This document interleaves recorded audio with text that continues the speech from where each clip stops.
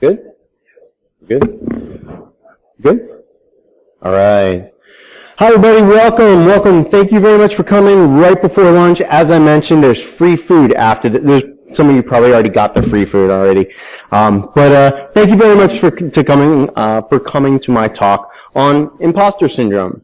But before we get into the actual content of the talk, I want to just ask you about this person. All right, Albert Einstein. Do we know him? I mean, I guarantee you 95% or more of you know who that person is, right? Would you, just by raise of hands, say that he is an expert in his field? Or was an expert in his field? Yeah, okay. Pretty smart dude, as far as any comparison goes. And this guy is the iconic version of what a physicist is, right? If you look up physicist on Wikipedia, as we do, his picture shows up there. All right, so this is, wow, that zoomed in something that wasn't supposed to happen. Let's go back. All right, so his picture shows up. And yet, Albert Einstein thought that people were making too much of his work. He thought that people were taking what he made, his simple ideas, his formulae, his ideas, and they were blowing it up, and it made him feel like a fraud. Made him feel like an imposter. Now, I just was out at RSA, and I heard Neil deGrasse Tyson speak. Neil deGrasse Tyson, astrophysicist extraordinaire. He's an amazing guy.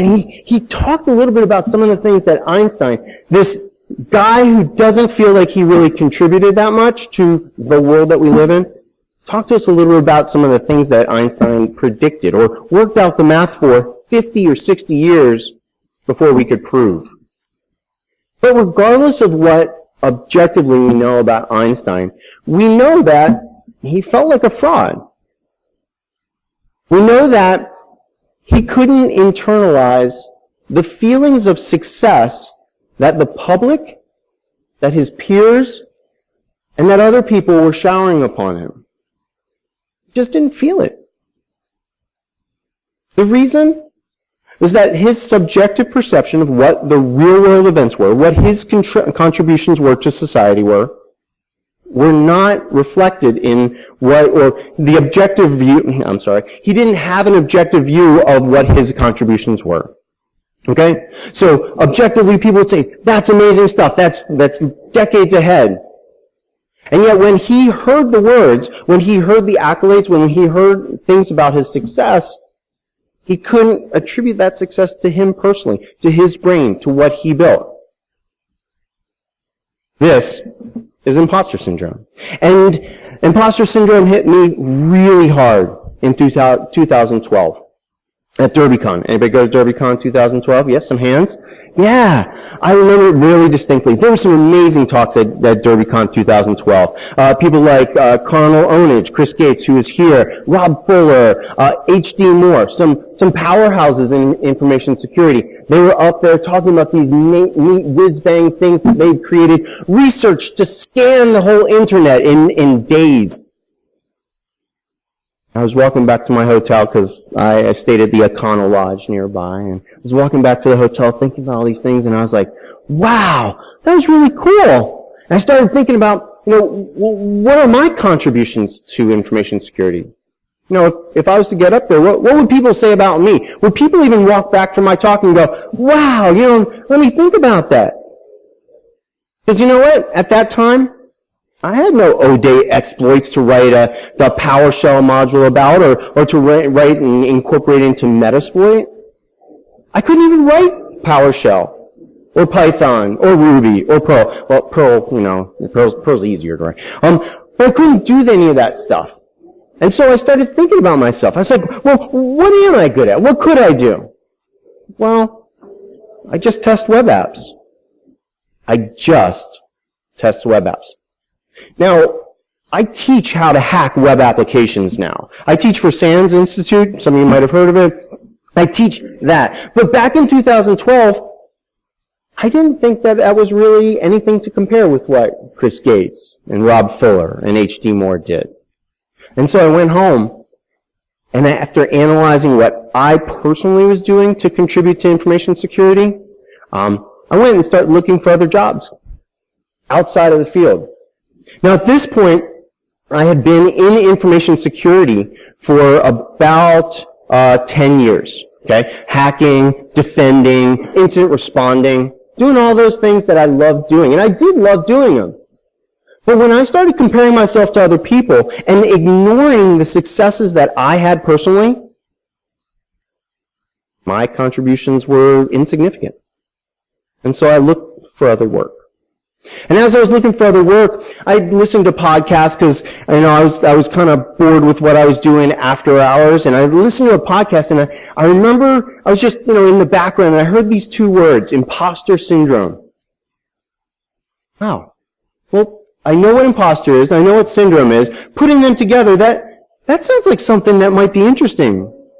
And that's when I started learning about imposter syndrome. Because things started to make sense. The behaviors that I found people with imposter syndrome have, I saw in myself. And it explained a lot of the activities. It explained a lot of how I related to the world and how I interpreted the world. The first thing about imposter syndrome is that it's not a syndrome. It's not recognized by the American Psychological Association or any other psychologist-related mental health organization as an actual syndrome.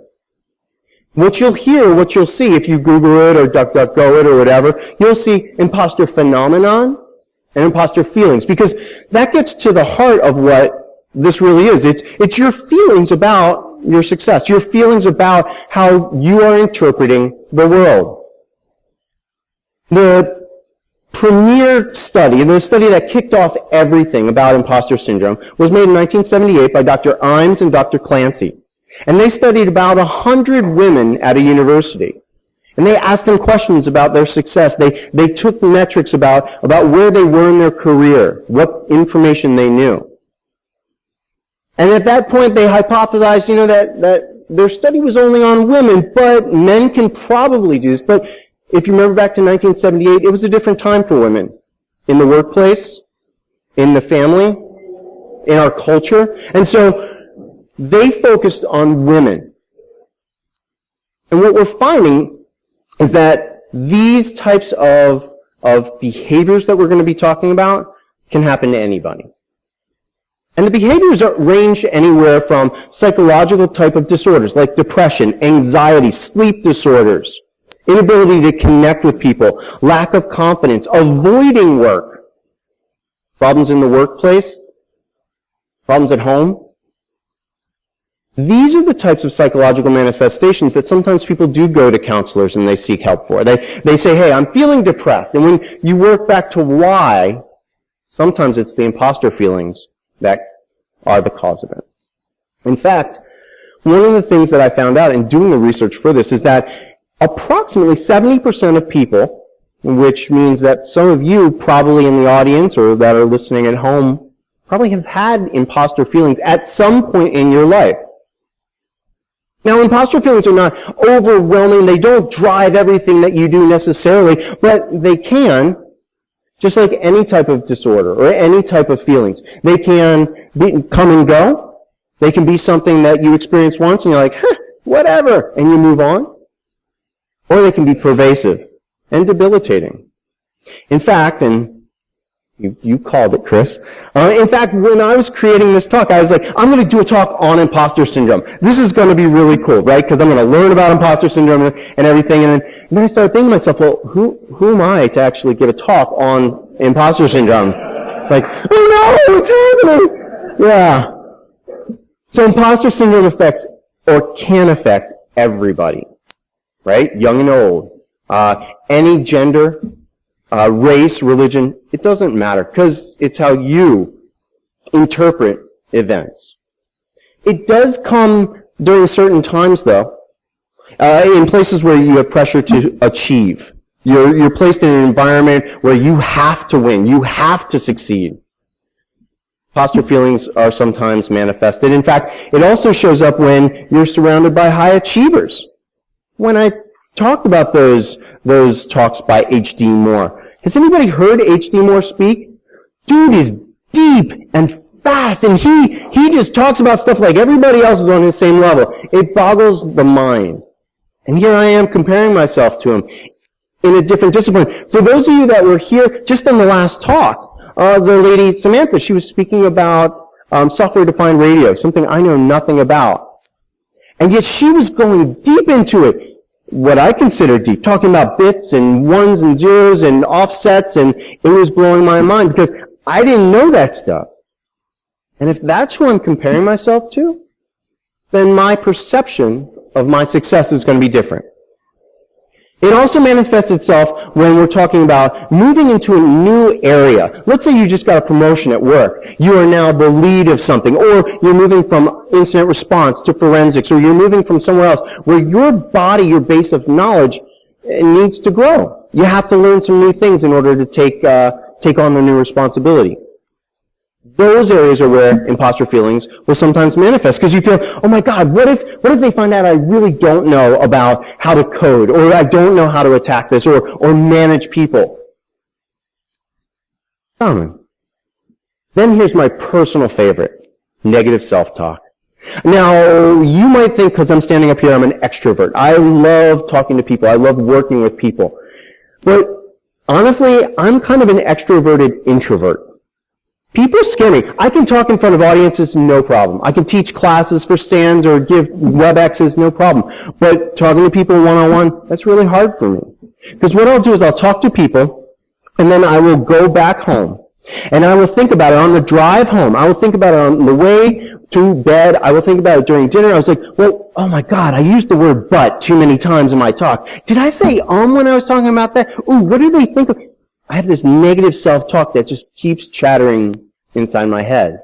And that negative self-talk reinforces those feelings that I have, and that some of you might have. Now, I work with an organization called Nova Hackers, local here. I see some of you in the audience, all right? One of the things that we do at Nova Hackers, and we do in our workplace, I work for Booz Allen Hamilton, who's a sponsor here, and one of the things that we do in those organizations is we encourage our younger people to stand up, to talk about something that they know. And overwhelmingly, if you've tried to get a younger person to speak about something, or somebody new to the industry to talk, what do you hear? Oh, I don't know anything that other people don't know. Everybody knows exactly what I know. And that's really what's shown on the left. People with imposter feelings, or moving into a new area, or that are unsure of themselves, lack self-confidence, we'll figure out that, hey, you know what? You've been in the area, in the industry for 20 years. You have to know about SDR. You have to know everything that I know. In reality, much more like the diagram on the left, on the right, where each of us knows pieces of what everybody else knows. Some of us know some things more deeply, and some of us know other things more deeply. And these organizations like Nova Hackers and Tool and other places, they are organizations where people share their knowledge. We have this concept of an imposter syndrome cycle, okay? And the imposter syndrome cycle is one that is quite simple to describe. If we start in the lower left, shit, I've had a new project to do. Oh no. And then you go up to the top. The project is going to be in a disaster. This is that negative self-talk. This is that lack of self-confidence in your skills. This is your comparing yourself to other people and going, how the hell can I make something that these people don't know about? Well, somehow you muddle through it. Somehow you get it done. And you're like, hey, I did it. Whew! Oh crap, I've got another project to do, and this cycle keeps going. Now this is the simplified version. In one of the papers that I was reviewing for this talk, I found a more complicated one. And this, I think, hits at some very important pieces of imposter syndrome. If we start at the top, again, we have that shit, I got a project to do, right? The achievement-related tasks. From the achievement-related task, there's going to be some anxiety. There's going to be some type of self-doubt, some worrying, some anxiety inside that you have to create something that nobody else has done, that you're going to be teaching people that are experts. How many of you have PhDs in psychology? Yeah, when I was making this talk, I was like, oh, what if there's a PhD in psychology out there? They're going to say I'm wrong. These are those type of things I think about. So, you have this anxiety, you have this self-doubt, this worry. But somehow, You manage to get the project done, right? You maybe will over-prepare for it. You will work really, really hard. This is the perfectionist syndrome, right? I will put hours and hours. Do you know how long it took me to decide on what font to put on these slides? Yeah, it's hard. Because I was worried, what if it's not readable, what if it's not big enough, or there's not enough space in between. So I over-prepared. As I do. How many of you have heard of those people that create talks and they're like, my talk's in 5 minutes, I'm just finishing up the slides, right? That's a common thing at these conferences. You see somebody in the back putting the last memes on their slides or whatever. So we also have this procrastination thing, which I'm great at. I'm a master of procrastination. I know all the tricks. But you know what? Through my over-preparing, through my procrastination, somehow I get the work done. Now, what happens is I stand up here in front of all you and I talk about imposter syndrome. And then afterwards somebody will come out and say, hey, great talk. I really learned something about it. And I get that success. I got that, hey, I reached one person. That was helpful. And I'm happy. The problem is that with that positive feedback, I don't attribute it to me making this talk, standing in front of you, helping you learn about imposter feelings. I will say, that was because I over-prepared. That was because I worked really hard on making sure that font is good. And so next time, I have to work even harder to make sure that everything's working right. Or, I'll say, I just kind of threw it together at the last minute. I'm glad something resonated with you, and this is what I think.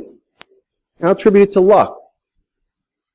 Now, because I've deferred that success, what happens is the next time that I go to write a talk or give a speech or do something, I don't have that internalized, hey, I did pretty well in that last talk. Let me just amplify that. I look at this, I'm like, what could I make better? What could I do better? Because I have to make this next version even better. And that then starts the achievement-related tasks, and you get it. See, the thing with imposter syndrome or imposter feelings is that you both have a fear of success and a fear of failure. We cover both sides of that issue. Fear of success because that success won't be mine, it won't be earned. And a fear of failure because if I didn't try hard enough, then I failed. Now, for those of you that have heard my other talks, you know that you have to fail to succeed. You have to fail to learn. No, you don't learn to fail. Wait, is it fail to learn or learn to fail? Yeah, you have to fail to be able to learn, because that's how we grow, by doing things wrong, right? I mean, who was it that said, hey, Edison, I think, said that, I'll just say it's Edison. Edison said that, hey, I didn't find 1,200 ways not to make this work. I found what did he say? That was the other way around, yeah. So, I'm failing! It is Edison. There you go. So Edison said, I didn't find one way to make this bulb work. I found 10,000 ways that it didn't work. Okay? So you have to try. But because of imposter feelings, you might not. Because of that anxiety, because of that self-doubt, because of that worry. And you know what? You might also not try when there's public scrutiny. Publishing code to GitHub is something that people with imposter feelings dread. Because what if people think that my functions aren't named right? What if I got the code wrong? So they won't do it. They won't give talks. They won't go out and put themselves out there. And that's okay, because that's where they are. And at this point in the presentation, you might be asking yourself, do I have imposter syndrome? Imposter feelings? And it boils down to two questions. One, do you feel like a fraud? Sometimes, in certain situations. And two, if you get honest feedback about your success, or about something good that you've done, can you internalize that and go, yeah, that makes me feel good, that was me? Or do you defer it? Oh, that was the team that did that. Or, oh, you know what, the slides basically wrote themselves. Of course, there's many more questions that you can ask if you want to get more technical. And if you do, there's an online test. I'll give you the short link. I'm not going to try to rickroll you or anything or send you to malicious sites. There are lots of sites out there that have 20 or 30 question tests. And it's pretty easy to figure out if you have imposter feelings. But know this. In researching this, I just looked on Twitter for hashtag imposter syndrome. And I found out that there are a lot of people giving a lot of presentations about imposter syndrome and imposter feelings. So if you think that you are the only person that feels like a fraud, know that you're not alone. There's lots of people out there. But the problem is that people with imposter syndrome, they don't come out and go, I have imposter syndrome, haha, join me. No. Because we fear success and failure. Because if you know that I'm a fraud, or I feel like I'm a fraud, then that reinforces those feelings. So people may feel like an imposter, they might feel like a fraud, but you're not going to necessarily know it. And I've talked to some very, very senior, highly technical people about imposter feelings in order to make this talk. I was amazed that some of the people that I respected, some of the people that are industry leaders, and say, yeah, this is all the time. I see this new thing, I'm like, well, why didn't I come up with that? What am I doing here? And blew my mind. So, just know that you're not the only one. But I'm here to tell you that you can work to overcome these feelings. Even if you get this once right before a big talk, or if you have this new job that you want to apply for, but you don't really feel like you are employable. You can work through these feelings. But keep in mind, this is changing your perception on reality. And it's going to take time. The first step is to recognize the trigger feelings. That, oh my God, I'm feeling anxious, or ooh, I have that talk to prepare for tomorrow. I'm going to go and play this video game or something. Recognize what you're doing and kind of why you might be doing it. Next thing is to talk about it. Now, you could choose to stand in front of a group of people that you've never met and talk about it, absolutely. Or you could talk to yourself about it. Remember I talked about that negative self-talk. Change that. Change your self-talk.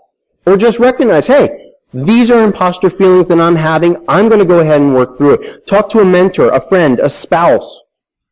Just getting it out there brings that demon out and says, hey, you know what? You don't have that much control over me anymore because I can name you.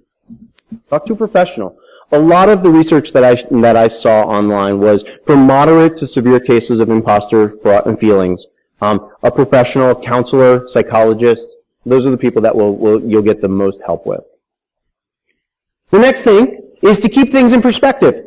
Take what you're hearing and keep it in perspective. Don't blow things up. And it's easy for me to say, don't blow things up. What will happen is, I will walk out of this room, we'll go get lunch. At lunch, someone will be like, hey, that was a great talk. I might get 2 or 3 people, maybe somebody's tweeting it right now, but I'll get one comment about my font, and it will blow things out of proportion. I'm like, oh, my font, oh, the whole talk sucked. Yeah, you're doing that now. Thanks, janitor. Yeah. Security. So, try to keep things in perspective. Alright? The next, track your progress. Track your achievements on the wall of my office. If you see my other talks, I have this wall of badges. That's not just to show junior people, hey, these are all the cool things I've done, all the talks I've given, all the conferences I've been to. But it's also to reinforce to me that I've tried, I've done things. And it makes me feel good too. But the problem is that you have to own it. You have to go, hey, I gave those talks. I earned those badges. Next thing is avoid minimizing your speech. Okay? Take things out of it. When you say, yeah, I just gave a talk at BSides Nova, take that word just out of there because it takes your accomplishment and it reduces it to, something, that's not a big a deal. Same thing with, I'm pretty sure the crowd liked it, or it was kind of okay, there's kind of 100 people in the audience. Take that stuff out of there. Because what that does is that keeps that reinforcing cycle of negative thoughts or minimizing your own accomplishments. Next, remember what you do well. I don't reverse engineer malware. That's just not what I do. I don't write O-days or do other stuff like that. That's not what I do. But what I do, well, I pick locks pretty well. Okay. I test web applications pretty well. And those things can cement you when you're feeling like things are getting overwhelmed, when you feel like, nothing's working, come back to what you know. Come back to what you're good at. And, of course, share it with others. Teach other people about that. Because when they start talking about you as a mentor, as a teacher, as somebody that knows something, that kind of helps with the, hey, I remember when I taught those kids how to pick locks. Oh, I mean, it was a take your child to work day, and it was really fun, wasn't it? Yeah. Also, realize that nobody's perfect. That was really hard for me. Everybody poops, right? Yeah. Nobody's perfect. H.D. Moore knows a ton about the world, but I bet he might not know anything about imposter syndrome. I don't know. Maybe he doesn't know something about how to play hearts or another card game. But not everybody is perfect. We put people on a pedestal, and then we attribute a lot of these factors to them of perfectness. And then again, we need to fail to grow. Next, if you are a perfectionist or if you have perfectionist tendencies, work with something until it's 75%, 80%, well, until it's good enough. I was working on this talk until last night, late, because it needed some changes. You know, that picture of Einstein wasn't cropped right or whatever. And at a certain point, I'm like, all right, I'm done. Closed my laptop, went to bed. I thought about it while I was falling asleep, of course, but work until something is good enough. And then here, since our perception of reality is a little bit skewed, get objective feedback. Go to somebody that you work with. Go to somebody that you're friends with, that you trust their opinions, and say, hey, tell me, what are your thoughts about that font? Is that too big? Or whatever it is. Recognize that this is not going to happen overnight. If you are somebody that works with imposter feelings, it's something that will probably be a challenge for you for a while. But there are tips and tricks. In fact, one of the biggest imposter feeling things that happened to me was when I was doing this is, I just typed in imposter syndrome to YouTube. And I found Nicholas's 2014 Rails conference video. And I was watching it, I was going, oh my God, this is the exact video that I want to give. He gives the same numbers that I just researched. Oh my God, his font is better than mine. He's got to go back early. So I encourage you to see his version of this talk. But he had some really neat thoughts in there, including the fact that he also suffers from or deals with imposter feelings. Now, Nicholas ended his talk by talking about how people with imposter feelings essentially will probably always feel like an imposter. But what they can do is they can become high-functioning imposters in their own minds. Seriously. I know it's kind of funny to say, but that's kind of where I strive to work for, to be at, to become a high-functioning imposter. And with that, I'll give you some resources. That's a link that goes to my webreacher.com website, where I've got a whole bunch more resources, the PDFs I referred to, the Ons and Clancy research, and as well as some of these videos. So thank you very much for your time.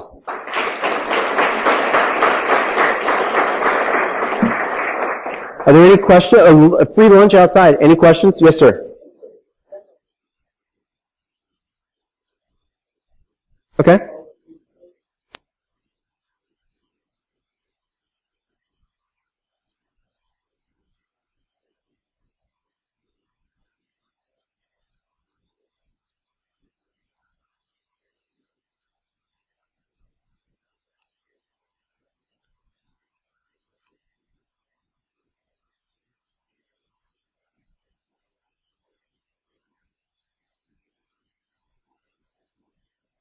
Sure.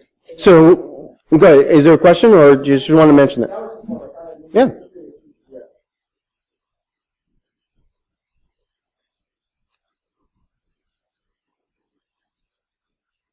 Yeah. Yeah, so what Corey mentions is that in the past, when you go to, if you go to DEF CON or you go to Black Hat or something, you see the rock stars, or you used to see a lot more of the rock stars giving the talks. And when you attended those events, you would attend, you would sit in the seats, and then you move to the next thing. You wouldn't participate. You wouldn't get to integrate and work with those people. Now what's happening is I think one of the great things about having all these wonderful local community conferences is that it gives more people the opportunities to talk to a smaller crowd, to do things like panels, and other things that bring those rock stars back down to earth and work with it to show that these people are just normal people as well. As far as the striations, I'll get to your question in one second. As far as the striations of hey, you're just in IT, you're just a vulnerability assessment person, you're not a pen tester, and doing that ranking, I think the industry as a whole has done a lot to dispel and break down a lot of those myths that red team are always the high profile people. Blue team, in fact, for those of you that are going to BSides Charm up in Baltimore, Forgotten runs a great conference that's kind of focused on defense and how defense is just that as important, if not more important. Thank you. Yes?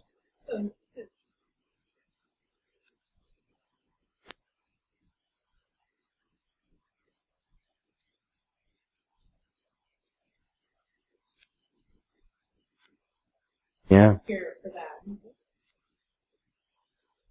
Absolutely, and the comment was that essentially even bands like U2, who are now international, we'll say galactical, I'm not sure people know in those 7 planets that they just found, I'm not sure they know about U2 yet, but in like 39 light years they will. But yeah, I mean, everybody starts at a certain place, whether it's in a garage, whether it's at a BSides conference, or whatever. Everybody starts somewhere, and you can grow to be whatever you want to be. Yes, sir.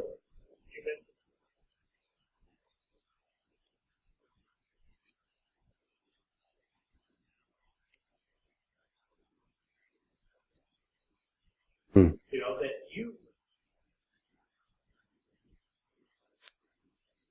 I'm going to ask this guy a question that I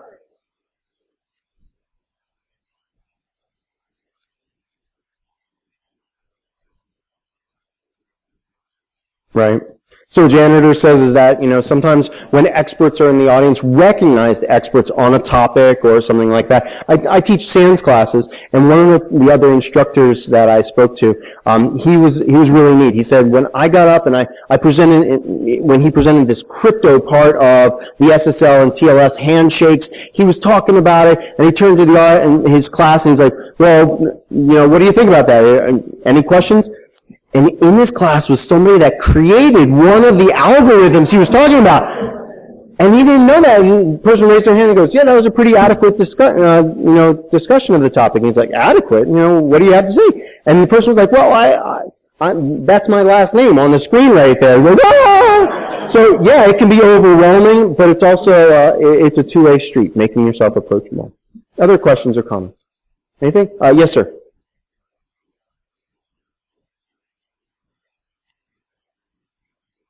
The question is, does it get better, worse, or the same? And it all depends upon, as you do more work and projects, it all depends on your perception. It really does. It's an individual thing. I've given a bunch of talks at conferences, and it's still, Jason is no longer here, but one of the SANS marketing people was sitting in the audience, and he's always coming to me and going, hey, I need you to do a webcast.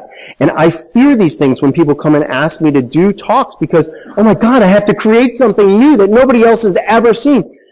So I still have problems with that stuff. But you, sir, you might be in a different place and might be able to say, I've got the practice, I've got people that are listening or tweeting to me, and that becomes a successful reinforcer for you. Yes, sir.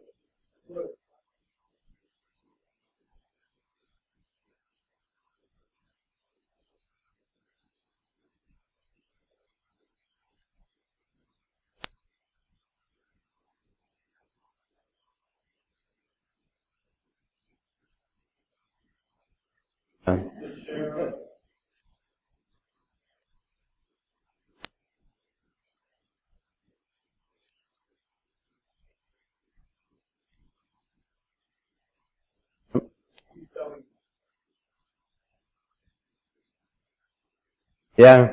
So the comment is that many times the more senior that you get within an industry, within an area of knowledge, the more intense the imposter syndrome feelings can become. Because even though you feel, and this was again, I know that it's lunchtime and all. I'll be giving a 50-minute long talk about this at BSides Charm in April.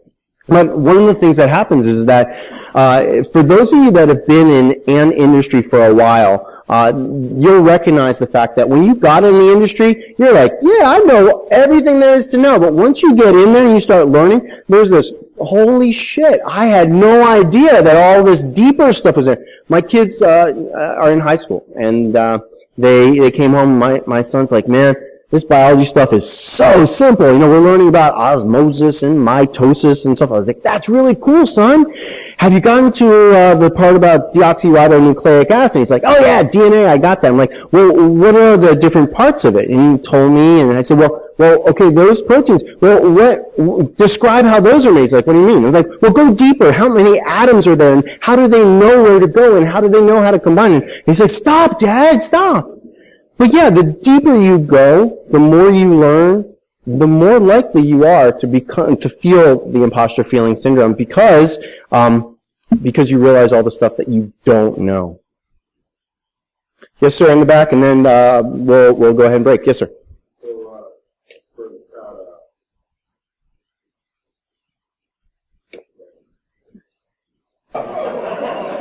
And we're done. Thank you very much for coming, everybody.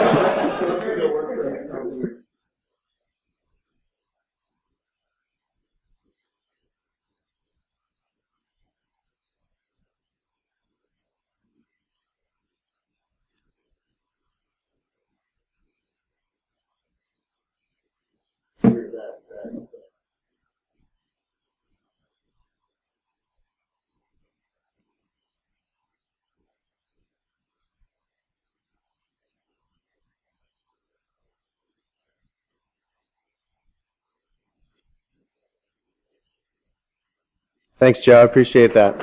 Thank you.